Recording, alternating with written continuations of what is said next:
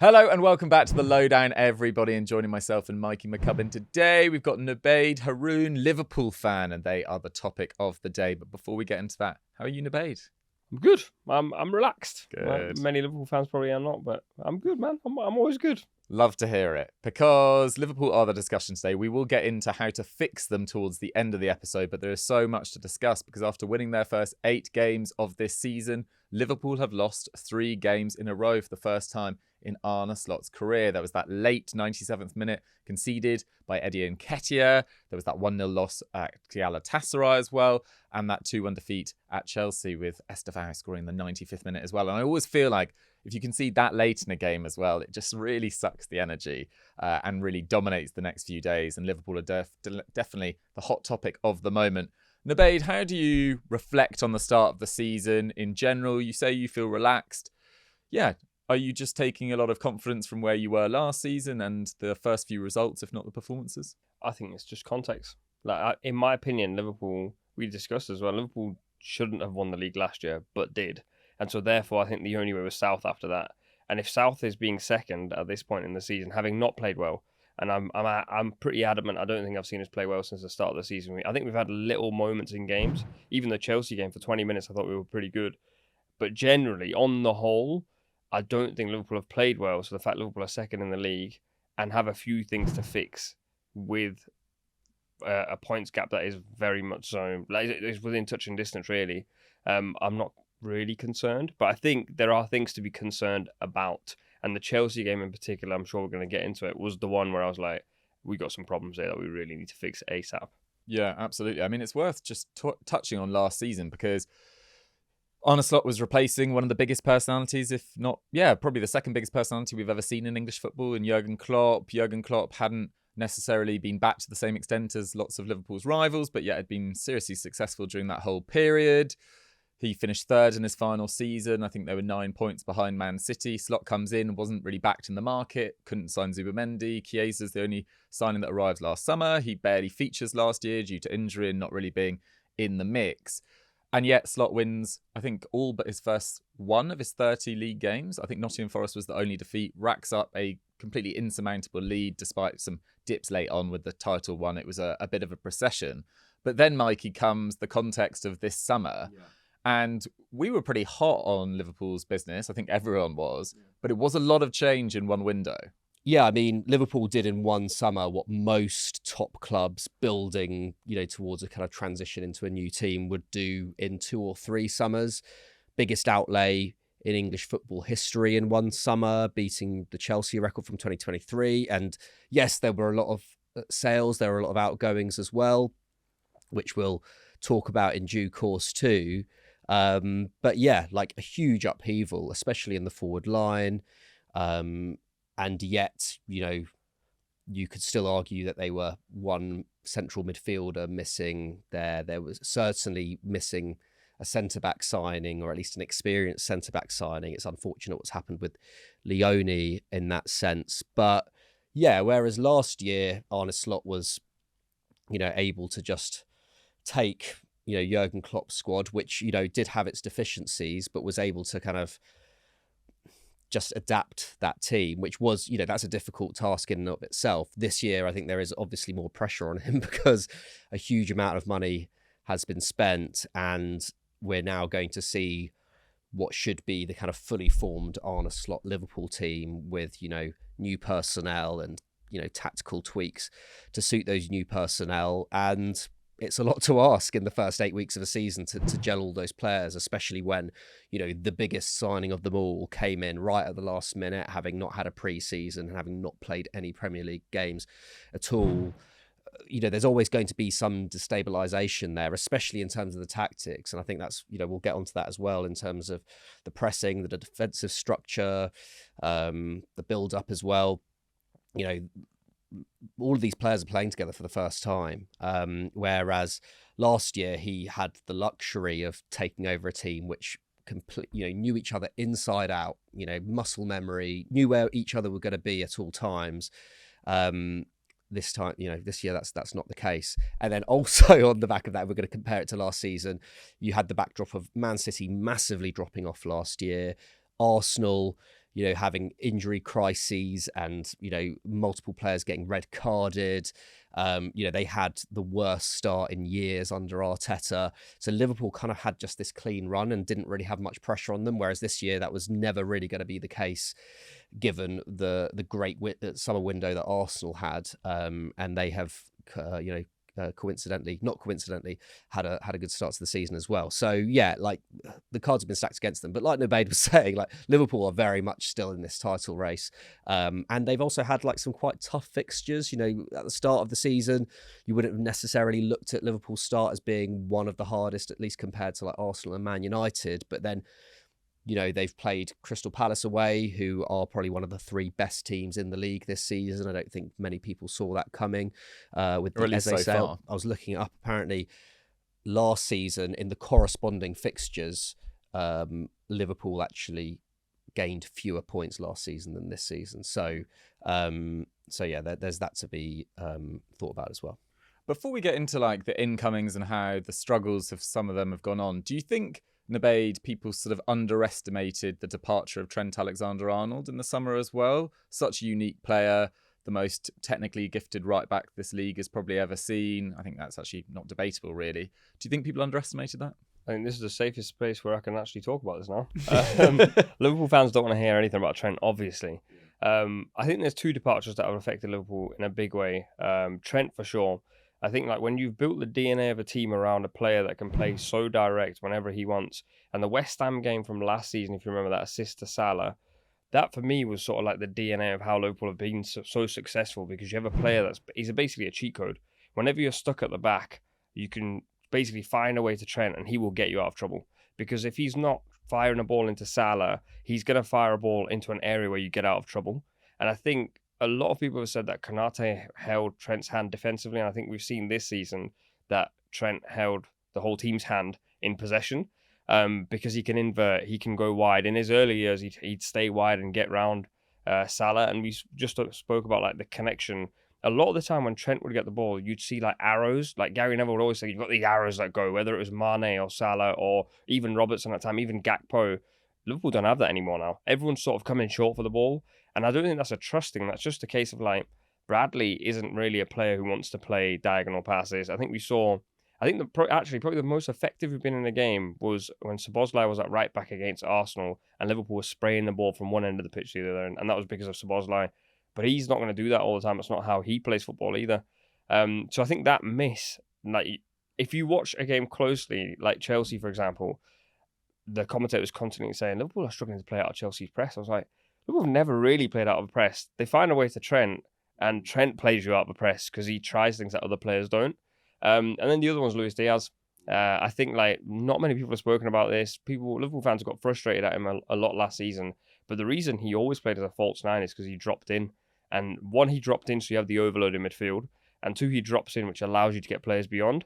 Now there's no one dropping in. So you find that Salah's constantly stuck. I think Cucurella said it after the game. We know if we stop Salah and get him 1v1, like, we're going to be fine, which is you don't have to double up on Salah anymore. He's not going to take 3 players on. So now you've got this issue that Salah's gone man for man against his player, Gakpo's man for man against his, and our striker's like 2v1. And essentially now you've got no one who's dropping in to allow space behind, which is how Liverpool have played for so long. And now you've just got everyone wanting the ball to feet constantly. So I think Trent and Diaz combined, you've now lost 2 like linchpins of how you play football for such a long time, and you can see it now, I think.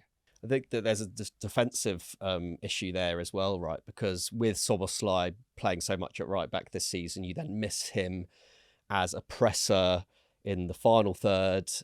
And then Luis Diaz was, I think, the second most aggressive presser in the Liverpool team last year. They were the 2 that were really making it happen. And yes, you can put it down to, this is a completely new attack, so everyone's just getting used to each other a little bit in terms of defending from the front.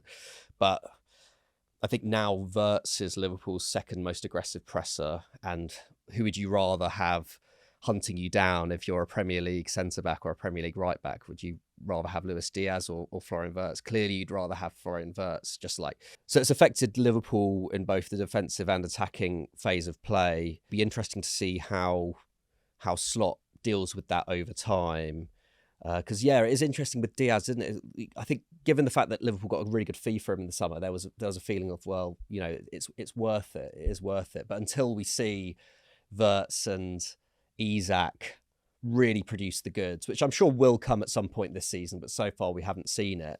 It just does feel like a loss, because now you've got this situation where it's basically just Cody Gakpo as the left winger. We're yet to see Ekitike used out there. Rio, of course, is an option, but is incredibly young.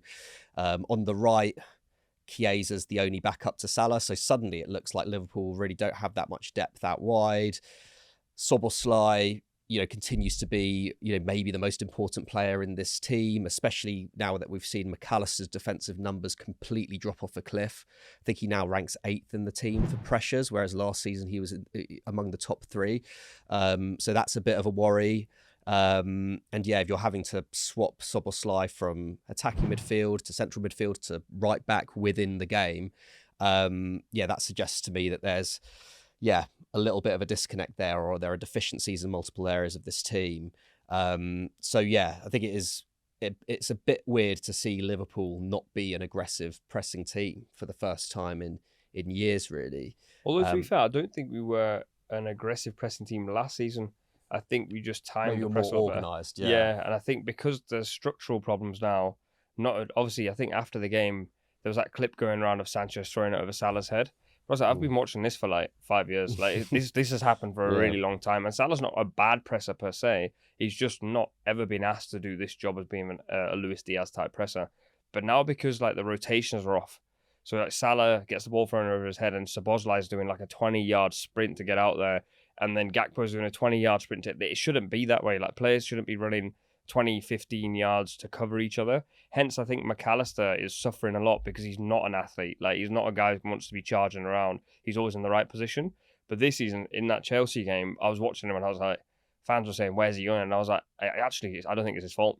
He's kind of looking around and going, hold on, Szoboszlai's like, normally, I think people don't, like, if you've like not been on a training ground or something, I don't think you realise that like Szoboszlai doesn't go wide just because he fancies it that day. Like, Liverpool have been practicing this, and what was happening is Szoboszlai would press for Salah, and I think Gravenberch would push in, and Mac Allister was kind of like, okay, now where do I go? Because he wasn't meant to do that, and he wasn't meant to do that, and that wasn't meant to happen, and now I'm kind of stuck in the middle, and I'm the guy without the legs. And I'm saying that me personally as well, when I play football, I am the guy without the legs, and I'm going, if you guys don't make good decisions, this is bad news for me. Saying it from personal experience. Yeah. I think also a sort of factor that has to be taken into account for this season and the seasons beyond is the fact that there was the tragic loss of Diogo Jota in the summer. Like, we talked about it throughout the summer, what effect would it have? And suddenly Liverpool lose 3 games in a row, and you see fans blaming Slot or the tactics or the individual players. Like, this club has gone through something that very few clubs have ever had to go through. They've lost a colleague, a teammate, a friend. People were at his wedding. These are best friends with him. So whilst we can't see it on the pitch, that is bound to have an impact off the pitch. So has to be a factor in their start to the season for sure. There's also the element of what he brought to this side as a player as well. How many times did we see Diogo Jota come off the bench in the last few seasons? I mean, Jamie Carragher called him, which I don't personally agree with, but Carragher's probably got a better take on this than I do, at least more experience. One of the best finishers, if not the best finisher Liverpool have ever had in the Premier League era. So that is going to make a massive impact as well. To be honest, I think the bigger issues for Liverpool at the moment are defensively. I think if Gravenberch isn't having the game of his life, which he's already produced on a couple of occasions so far this season, there are massive, massive defensive issues. I mean, your XG against per game has gone from the second best to the 9th, and your shots against per game have risen up as well. So it does feel like it's just too easy to get in behind Liverpool's midfield and create damage there. And in terms of the quality of each shot conceded, only Man United and Wolves have a higher XG per shot conceded, which is really, really troubling. And I do think a lot of it comes down to Ibrahima Konate having a really difficult start to the season as well. And yes, he's been left way too exposed, and he's got a new player playing alongside him in Szoboszlai or Bradley or even Frimpong at very few minutes so far, but it has changed around him. But Nubaid, do you think Liverpool fans are a little bit concerned about Ibrahima Konate's form? Well, I think they are. I'm not, but I think Liverpool fans are sort of like doing the whole Trent thing that his head's in Madrid. But we don't know that for sure. I think he'll actually potentially end up signing a new contract. But I think there's a few problems there. One is he's actually got no competition. And I don't know him personally, so I can't speculate how he feels about that. But for sure, he's for the first time in his Liverpool career, absolutely nailed on to play every single game. But also, he's actually never been a centre-back who's played every single game. Last season, it was like a miracle that he didn't get injured that often. And when he did, obviously, Gravenberch slotted in. And then on top of that, the Chelsea goal was so indicative of everything wrong with this team at the moment. The back four couldn't make a decision to go to Caicedo or not. People were saying, Van Dijk should have gone to him, but Gusto was right behind him. Kerkez was caught too far wide. So I think in that scenario, like Konate now is getting asked to do a lot of things that I don't think he's quite used to, certainly in possession, which is a huge demand on a player. And naturally, I think if you ever played football, if you start giving the ball away a couple of times, you go into your shell a little bit. Even the professional players will be doing that, and he's having that problem. And every single first pass in games at the moment is wayward. And after that, you can see he's panicking a little bit. But as I say, I have a fix for this, which we'll come to. But there's nobody that can replace him right now. So he's. Do you think then? I know it's easy to look at hindsight, especially after 8 games of the season, only 2 months ago. But do you think in that sense there should have been a bigger priority just to pay, I don't know, even like over the odds for someone like Mark Gehi, pay 50, 60 million rather than the price that just anything to get him through the door earlier, just so that you had more solid backup. Like not even considering Konate's lack of confidence at the start of the season, more so like you're saying, like the almost inevitability that he will get injured at some point, as he has done in seasons past. I think those two things, and we said this last summer, a 6 and a centre back, and I think those two situations still haven't been resolved. And I think the reason for that is Liverpool function in a market opportunity business model. And so like Gehi was a market opportunity later in the window because they could have got him for cheaper. But like Wirtz was a market opportunity, so they got him. Isak and Ekitike the same. And then also players that left. Diaz wouldn't have really left, but buying off paid over the odds. So I think they waited and waited. And I could criticise them and say, why did you wait? But they waited on Isak and it works. So they got him for cheaper than they wanted that Newcastle wanted for him. So I think they probably were going, we can scrimp on 6-7 million here. And it should have actually worked. The execution was pretty good, but obviously Glasner, according to rumours, said I'm leaving. So I think, while I completely agree, I actually think they actually played the cards well. Just on that one occasion didn't work out. Fair enough. Right. We've touched a little bit on the defence, but I think it's important to go focus at the other end of the pitch as well. And the player that's getting the most flack at the start of this season is Florian Wirtz. But do you think that's actually a little bit unfair, given the fact he's so young, given the fact he's new to the league? And look, I'm not going to be playing the violin for someone that cost the amount of money that he did, and we were expecting more. But do you think more focus, Nubaid, should be on Mo Salah's form right now than Florian Wirtz? I think the focus should be on the entire front line. Sure. I don't think any of the front line is producing. Ekitike has done, but at this, and I'll keep going to the Chelsea game because it's the most recent one. And if you're watching this at this time, you'll be able to remember these things very easily. Salah had that chance with his right foot, when he snapped at it, and everyone was screaming, "Take it first time, open your body, left-footed." That to me screams like a frustrated player, like someone who's not getting the ball, someone who wants it earlier. And if you watch that game, when Liverpool were attacking, bar that one moment where Wirtz had this unbelievable touch, what an assist that would have been! Oh, it would have been unbelievable, and I think everybody would have enjoyed seeing that go in. But there's such a disconnect that the decision making is really poor. There's a moment Gakpo has it on the left, and he holds onto it, and I think it's Szoboszlai at the edge of the box, and he rolls it to him on his left foot instead of his right. So I think that is all structural. There's this issue that players obviously don't know each other. That's also a problem. But then because of that, there's so much pressure on every chance. Like Salah could miss that 3 times last season, nobody cares because he'll score in the end. And I think Wirtz is now getting caught up in that, where people are sort of going he's not scoring, he's not getting assists. And I do think he hasn't performed that well, but I think he's having these glimpses where I'm going, on another day, if Salah scores there, everyone's going, oh, this kid's the real deal, right? And these are the tiny moments, and I think he's had so many of them already this season. There was a moment, wasn't Galatasaray, I can't remember which game it was, but it was a game where he took 2 players on, squared it directly across the box, and it went all the way through to the back post. And I think it was Szoboszlai coming in at a really awkward angle, and he decided to shoot, and he could have just squared it back to Salah, and then you're going, oh, what an unbelievable piece of play. So I think he's close, but the issue is that no one's really, it's not happening for anyone. And last season you were going, it's not happening, Salah do something, and he would. And this season I think Salah's sort of going, I'm isolated against my fullback, get me out of this situation. I've got no runners beyond, I'm not getting the ball early, I'm making runs, I'm getting annoyed at what's happening. And that's causing issues, I think. Yeah, absolutely. I mean, so many. When I think of Liverpool's best moments last season, you often think of a brilliant piece of individual play by Salah. But I also think of that back post ball that Salah would play, often to Gakpo or Diaz, and I just don't think that's necessarily flowing right now. And Salah is now completing 0.1 dribbles per game. 1 dribble every 10 games. It's the same as Joan Garcia, the Barcelona goalkeeper. It's really, really troubling.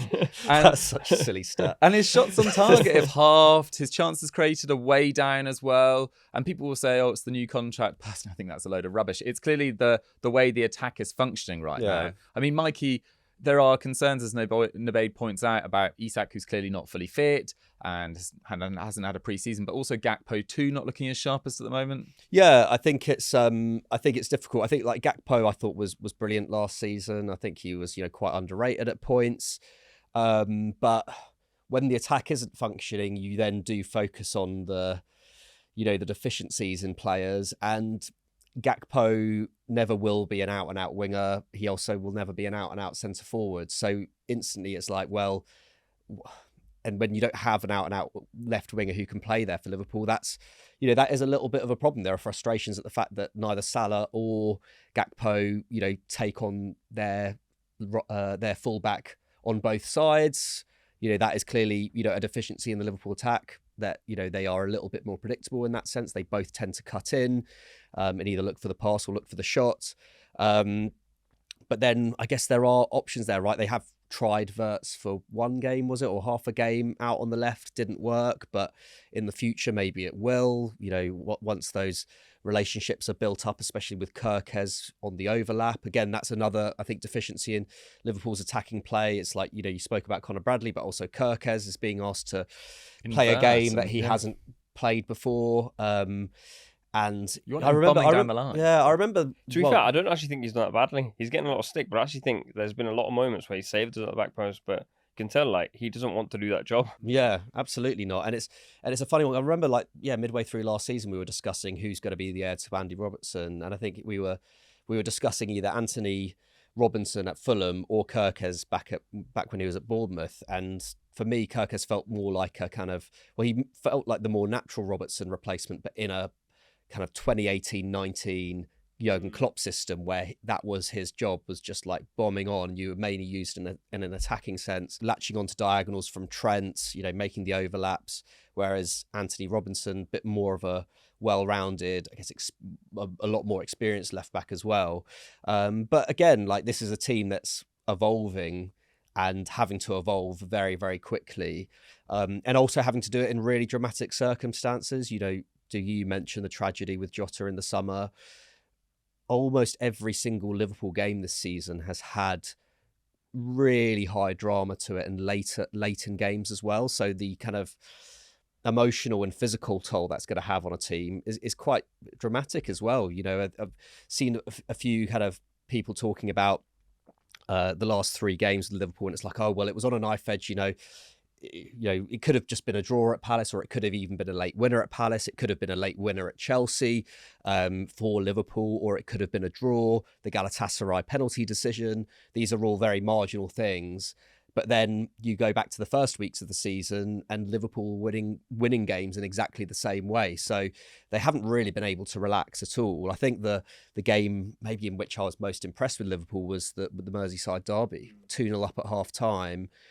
Were able to control the game, and as a result, conserve a bit of energy as well. Liverpool are fighting on multiple fronts this season with an incredibly expensively assembled squad. So there's going to be pressure. If Liverpool, if games are coming down to the wire continuously, that's going to have a really bad effect on this Liverpool team. And it feels like already, with the constantly evolving narrative of this Premier League season, and the fact that, they're playing, Isak, who's not fully match fit in games like this, where it's relentless. I was there at Stamford Bridge on Sunday, and that second half, it was just, it was like watching Premier League football from 20 years ago in the best possible way. It was just end to end to end to end to end, which was really, really fun for the viewer, but I can't imagine what it would have been like for Slot trying to work out a way to get a hold of the game. And do we go for the he bought an Endo. And I love Endo, but I was like, that's not the change. That wasn't the change. But I think you made a great point there about like the potential like emotional instability of this team at the moment, which I think Van Dijk touched on after the game as well. But like we've had a roller coaster game in every single game, basically. Even the Everton game, we controlled until half time. Everton scored, and then at the end, like there was only 4 minutes added on. If there was a few more, I think Everton might have scored. And I think that maybe speaks to where this team is in an emotional sense, which is obviously not something you can control or even put a time limit on, and we shouldn't.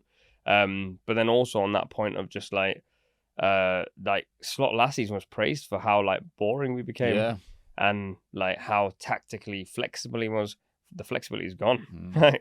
And that's with more profiles added. So I think he actually benefited last season from having like 12, 13 players with no other options. And now he's got like a completely different team with completely different profiles. There isn't a profile like Trent. Now we've got 2 other fullbacks, definitely one who's basically a winger. Our left back is now getting asked to play as a left-sided centre-back, basically, most of the time. And our forwards don't beat their men anymore and they don't run beyond. We've got forwards who all want the ball to feet. So everything's completely different. And I think he's kind of now going, what do I do? Which is why I genuinely think that in the last game, he sort of just went, stability, where Endo. And we chucked Endo on, and I was like, even he looks out of sorts. And he normally, like, you know what you get from him. And I was like, we're struggling. Yeah. I've got one more question or one more player specifically to focus in on before we talk about some of the fixes, because I do really want to get stuck into some of those. But Alexis Mac Allister was phenomenal last year. I think Caicedo, Rice, him probably the outstanding midfielders, and Gravenberch in the Premier League last year. But he hasn't been at his best this year. What have you noticed, Nubaid, about his game, which just kind of feels out of kilter? I think what I mentioned earlier is that I think Mac Allister, I've always praised him as like the best babysitter in the league. He can hold anyone's hand, but he needs a person next to him whose hand he can hold. And at the moment, like the distances between him and Gravenberch are too big. The distances between him and the centre-backs are too big. And I think that's because we're stuck between Szoboszlai as a 10, who wants to press really high. And if he presses really high, then obviously your midfield and your centre-backs have to squeeze up as well. Gravenberch can, because he's got the legs. But because of this like football we're playing, where we're pressing sometimes really high with Szoboszlai and there's huge distances, that does not benefit Mac Allister anymore. And there's too much ground for him to cover in midfield. And I think he's sort of now getting lost in between like what he's supposed to be doing. And actually, like the reason I say he's the best babysitter is he wins duels, he stops attacks, he's good in possession, doesn't lose the ball. While I don't think he's great under pressure, he doesn't really put you into trouble. But this season, we've not seen him get any opportunities like that. A lot of this season, I just see midfielders running past him. And a lot of the times, it's like being like a small midfielder playing Sunday League football. The ball's going over your head. And I kind of have started to watch him and going, this is why he prefers Curtis at the moment, because Curtis has legs, basically. And I think he might be the player that ends up getting sacrificed for the way we started playing now, unfortunately, because he doesn't offer anything if a game is held to skelter. And Curtis Jones offers so much control as well. That is like the key to his game. I think last year, actually no midfielder last year in the Premier League had a better pass accuracy. And it's not just safe balls either, but he's just so good at retaining possession. Before we get into some fixes, I think it's worth pointing out, because we're not just doomsayers, like there have been some positives. Yeah. And Ekitike, I think, is one of the sort of clear positive. Massive respect to him, because I can't imagine how difficult it was psychologically to get your dream move. You join a Premier League club, you join the Premier League champions, and as soon as you do, it becomes clear that Liverpool are also looking to sign another striker. And look, he'll back himself to become that main man, despite Isak, despite the British record fee paid on him. But that must have been challenging. So to kick off with 5 goals, I think it's 1 assist so far, looking bright from the first moment of the Community Shield as well. Some of the flicks around the corner he's produced, some of the hold-up play. He really does look pretty complete. And yes, there was that silly red card after taking your shirt off, but it was all pretty good fun. And yeah, it was tapping against Southampton, but I did enjoy that. But him alongside Szoboszlai are probably the clear positives of the season so far. And Alisson, I think, has played very well as well prior to getting injured. But Szoboszlai, amazing, because he was under pressure as well.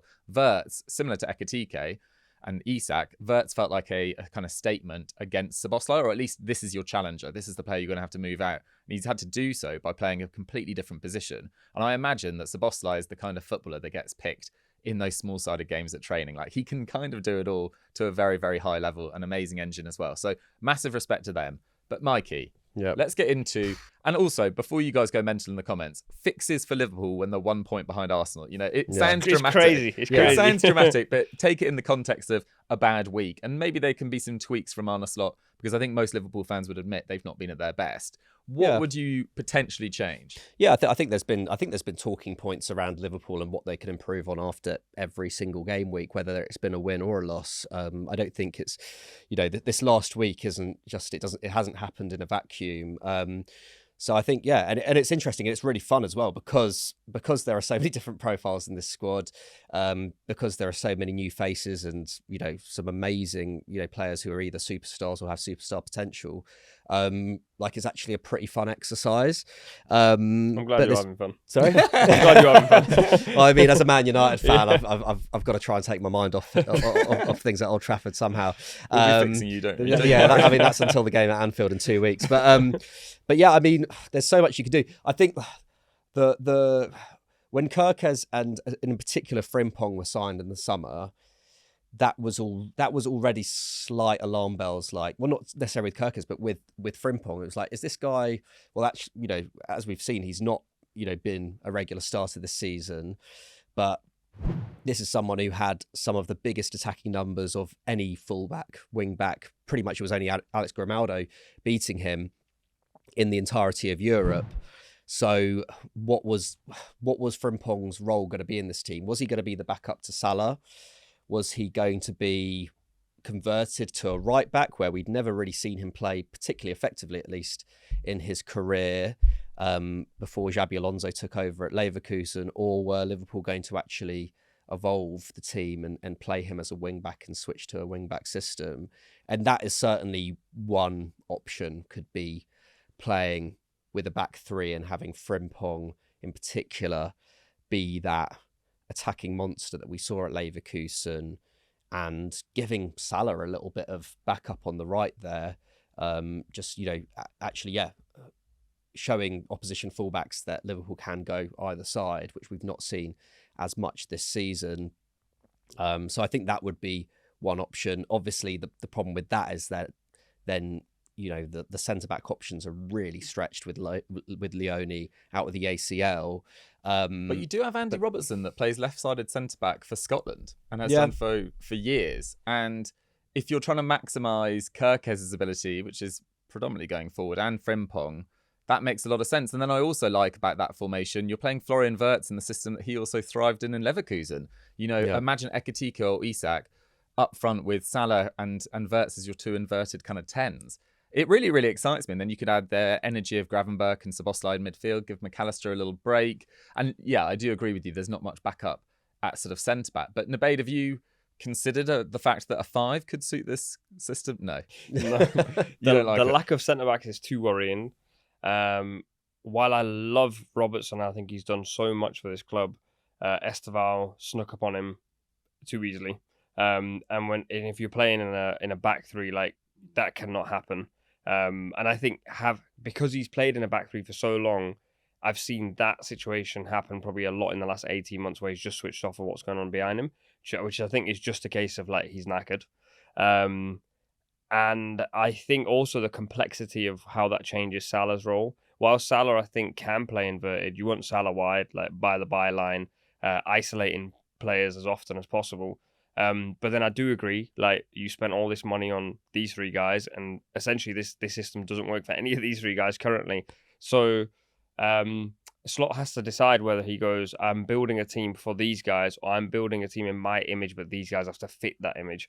While I think the latter is much harder to do, I think that's what Slot will probably end up doing. So do you have any individual personnel changes that you'd like to see? So I think the fix is 2 words: Curtis Jones. Mm-hmm. While I love Mac Allister, more than you believe, but I think he's like the necessary sacrifice at this moment in time in this transitional phase.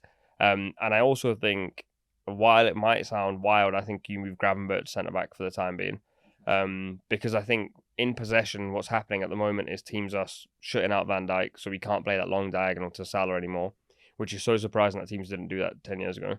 But Gravenberch's much better in possession. And I think our best spell against Chelsea was when he was in possession, because he's good at bringing the ball out. He can play passes between the lines. And then I think you bring Jones in because Jones is really good at filling into areas, again, because of his reading of the game. The issue then is that Jones has injury issues. But then in possession as well, I think we've... So would you have Szoboszlai and Jones as the sitting midfielders? I think so, yeah. That obviously means that we don't have like a natural six, but I think you have two that play together. And I think that works better in terms of balance as well. The only issue, I think, is we're stuck in this phase where like we don't know if we want to play long and play direct passes, which is what we know, or are we going to play everything to feet? And I think you've got to decide what that is. And I think because of the personnel we've got to play to feet. And therefore, I think you bring in Jones, Gravenberch centre-back, and then maybe even potentially Gakpo has to go, or Wirtz becomes the 10. But I also think the front three, like whether it's Gakpo, Isak and Salah, or whoever that front three is, the only forward in that front line that can actually get past this man and wants to dribble is Ekitike. And I think if you don't have that spark and that magic, we're going to be playing a lot of sideways passes. So for now, is it Ekitike over Isak? I just don't think you can do that. I don't think you can drop your most expensive player. I think the moment Isak is fit, he plays every minute, basically. So I think Ekitike drifts out to the left. Whether he suits that position or not, I'm not entirely sure. We have seen him play there a little bit, but I don't think he suits that. I don't think he wants to be out there. He's a striker. Yeah. So he almost suits Ekitike. Weirdly, if we're going back to the 5 at the back or 3 at the back system, Ekitike almost suits the left inside forward position more. But then you've potentially got a situation where either you're dropping Wirtz or you're even potentially, giving less game time to Salah, and you're saying to Salah, actually, we're moving on from you as the fulcrum of this attack. And I don't know whether, I think it's certainly a conversation that will be had in the next 12 months, but I don't know whether it's exactly time yet for that, because we've seen Salah start seasons slowly plenty of times in his Liverpool career, and then suddenly it's come to late October, November, and he's scoring a goal a game.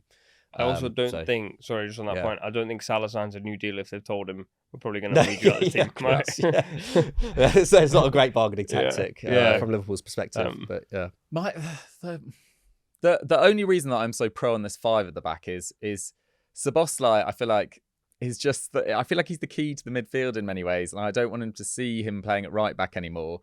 And I just think Jeremy Frimpong, Liverpool fans that I've seen online, and look, we should all take Twitter with a pinch of salt, but they're kind of hammering him at the moment, and he hasn't looked particularly great when he's played. Even that first half against Galatasaray when he was playing as a right winger, it was almost bizarre. It's like the first time I've ever seen a right winger for Liverpool get to the byline. It was bizarre to see, but that is kind of his game, and I think he could be a real weapon in the Premier League. So I just don't think you sign him unless you're going to use him in that position eventually. And is there an idea that Salah, as he is slightly less explosive now, could just be a really, really exceptional sort of inside 10, using his ball manipulation to far off shots, his threading of passes to get Ekitike and Isak into play? I think it's worth a shot, personally. The one concern I do totally get you is with Leone out, there's an injury at the back and you look really light, because Slot just doesn't seem to rate Joe Gomez whatsoever. I think he started 7 league games since he came in, and that's a Joe Gomez that actually hasn't had that many injury issues since Slot's been there. He's just not been picked whatsoever. I mean, I completely forgot he existed, genuinely. Like, when you just said Gomez, oh, no, wait, actually, we actually have another option in there. And he'd probably suit playing in the back 3 because he's pretty good getting into wide areas. Just on the Frimpong point, I think if Isak's fully fit and Frimpong's getting in the byline, we're in business. Because Isak is a man who functions in the box. That the assist, whether it was an assist or not for Gakpo, a lovely touch either way. yeah. I think now that works. And I want to campaign for the 5, I really do. But Liverpool playing 5 at Anfield, I just know the fans are going to be like, this is unacceptable. Yeah, because it's not actually a 5, technically speaking. It's actually a 3. But Liverpool have never played a 5 in my entire time of watching that football club, and I think those things really matter. It's almost like when Cardiff changed their home kit from blue to red. But I mean, 2 years ago, when Jurgen Klopp announced that he was leaving Liverpool, the clamour for Xabi Alonso was huge. And I think people were generally accepting that if Xabi Alonso comes in, he may well play a 3 at the back. Like, if it's exciting football, and Slot's got credit in the bank because he literally came in and won a Premier League title, like against the odds. Do you not think like fans would just get on board with that? I hear it. I think if we become successful, so if say like we come back after the international break and we're playing a back five or a back five against Manchester United and we lose, like the jeopardy's huge. Yeah. Now all of a sudden, like nothing gets forgiven. And so it's almost like deciding when to go to that. But like, when's that gonna, like, we go on a winning streak, you don't change formation then, So it's kind of like, it's very difficult. I think it has to happen in a game where, like, if it's 1-1 against Chelsea and we tinker the system and we happen to lose that game 2-1, you can get forgiven. And then very slowly transitioning towards that. I agree with you. Like, that version of Liverpool definitely works more for the signings we've made. But I just don't see it. Fair enough. It does feel like Wirtz long term has to be the key cog of this side in 2-3 years time, along with Isak, etc. So yeah, maybe that's the way to do it. But let's not forget, like, Wirtz, okay, yeah, he thrived in that system at Leverkusen, but like Liverpool didn't spend that money on Wirtz because he can only play in one particular position, right? We were speaking about him as the heir to KDB at Man City this time last year because of his ability to receive the ball under pressure and make things happen, and just so far that hasn't happened. But you'd hope that it will happen at some point, and then suddenly this guy's a game breaker who can play in multiple positions in the forward line. So yeah, I don't know whether necessarily it's like the system has to just be suited to him. But I do think in the case of Frimpong, that is more the case. I think anyone writing off Wirtz right now is a complete fool, by the way. I mean, like, the talent, what we've seen in the last few years, it's way too early to be doing that. And yes, he hasn't necessarily got up to speed with the Premier League just yet, but the sides that you guys have faced as well, the Bournemouths, the Newcastles, Galatasaray away, Palace, really organised, aggressive sides. And look, I'm not playing the violin, and you're going to play sides like that every week in the Premier League, but I would just really wouldn't write him off. I mean, Nubaid, a question to you. On the basis of what you've seen in the last few weeks or in the opening few weeks of the season, have you adjusted expectations for this season? Did you already think it was going to be more challenging than a lot of outsiders thought? I think I predicted Liverpool to finish second this season. And I think I said that second and third would be closer than second and first. I think like City aren't quite at it. Haaland's been unbelievable this season. But the rest of the team's still a bit all over the shop. And I think Arsenal are the only team who they've built towards this season, and I think it's landed at the exact right time. You've got two teams in transition, so I think Arsenal should win the league. But I think for Liverpool to finish second, considering the changes and more so the Jota scenario, would be a really good achievement. But what I want to see is, like, I want to see where we'll be next season, but I want to see it through the season, if that makes sense. Like, are we going to keep doing this for the entire duration of the season where Kerkez scores last-minute winners, which I love, by the way, but that's not, like, it's not sustainable. Like, we will have a problem next season as well. What I want to see is, like, where this team goes and how it develops and how it becomes the team that it's meant to be next season. Whether we'll see that or not, I don't know. I'm a little bit worried about Slot, actually, more than anything else this season. Last season, I thought he was tactically fluid. I thought he was tactically flexible. This season, he's made some inexperienced choices, shall I say, where, like, you can sort of see that this manager, like, last season won the league, but now, like, it's very hot in the kitchen, and he does not want to be the chef. That's what it feels like. So I'm hoping that's just one of those things that he's just learning things on the job. Have you noticed that with Slot just in terms of his manner as well, in terms of, like, how he's reacting to what is, his first really difficult spell? Crisis. Yeah, I think... Crisis, well, yeah. Yeah, even last season, he said a few times that, like, when we had the Everton game, he said he snapped, and that was the only time he snapped. But there was a couple of times where he snapped at journalists after games that were tight in general. And to me, I just felt like, while I think he's an unbelievable coach, like, the Premier League's so different, the scrutiny is horrible. We're talking about 3 games where Liverpool are second in the league, lost to Galatasaray away, where, like, from a pen, anyone could lose to Galatasaray. Chelsea last minute in the game.